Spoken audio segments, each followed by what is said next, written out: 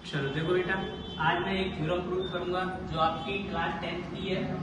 उसको क्या है कि prove that tangent drawn from external point to a circle are equal in length, यानी सर्कल पर एक एक्सटर्नल पॉइंट से टेंजेंट जो आप खींचते हो वो क्या होती है, इक्वल। ये मुझे प्रूव करना है, ठीक है। चलो तो इसके लिए क्या करना पड़ेगा, आपको एक सर्कल बनाना पड़ेगा जो मैंने पहले ही बना के रखा है, ठीक है। यहाँ से ये एक्सटर्नल पॉइंट हो गया, यहाँ से आपकी एक टेंजेंट ये हो गई और एक टेंजेंट जो इन दोनों को क्या प्रूव करना है आपको। उसके बाद में जो क्या है गिवन लिख दोगे two tangent are P and T, ठीक है। उसके बाद प्रूफ क्या करना है आपको, प्रूफ क्या करना है तो देखो, प्रूफ मुझे करना है कि two tangent are P and T जो सॉरी ये दिया हुआ है। उसके बाद प्रूफ करना है कि पी एंड टी भी दोनों कैसे हैं, इक्वल। उसके बाद थोड़ा कंस्ट्रक्शन करोगे। कंस्ट्रक्शन क्या होता है कि जो चीज अपन एक्स्ट्रा करते हैं क्वेश्चन में यानी वो होती नहीं है। तो मैंने क्या किया, ये मेरा पूरा डायग्राम कंप्लीट हो गया। तो डायग्राम में मैंने क्या किया कि इन दोनों को क्या कर दिया, ये क्यों किया, क्योंकि मुझे ये दोनों प्रूफ करने के लिए ही मैंने इसको ज्वाइन किया है, ठीक है। चलो तो आप ध्यान से देखो। उसके बाद मुझे क्या करना है, तो इसके बाद मुझे दो ट्रायंगल दिख रहे होंगे।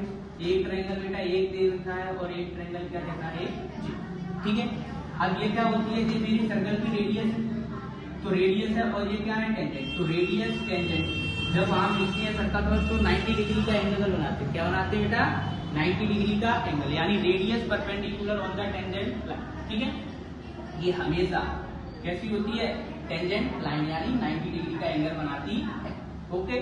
चलो ऐसे ही यहाँ पर हो गया। तो अब ये दोनों ट्रायंगल दिख रहे हैं मुझे, इन दोनों ट्रायंगल को मैं करूंगा कॉम्बिनेशन, ठीक है।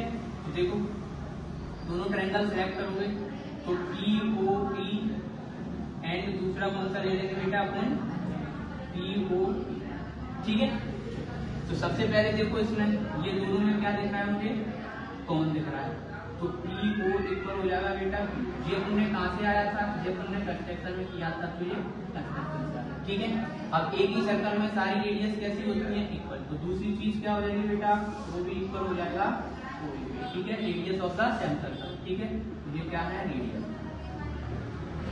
तीसरी चीज मुझे क्या है, ये 90 डिग्री एंगल है दोनों में, तो ये 90 हो जाएगा, यानी angle P A O equal होगा बेटा angle P B. Each angle कैसा है, 90 डिग्री, ठीक है। तो ये 90, तीन चीज मिल गई। तो दोनों ट्रायंगल कैसे हो जाएंगे बेटा, तो मैं कह सकता हूँ कि triangle P O B congruent होगा इसके पी ओ, ठीक है। अब कौन सा रूल लगाया बेटा हमने, वाई।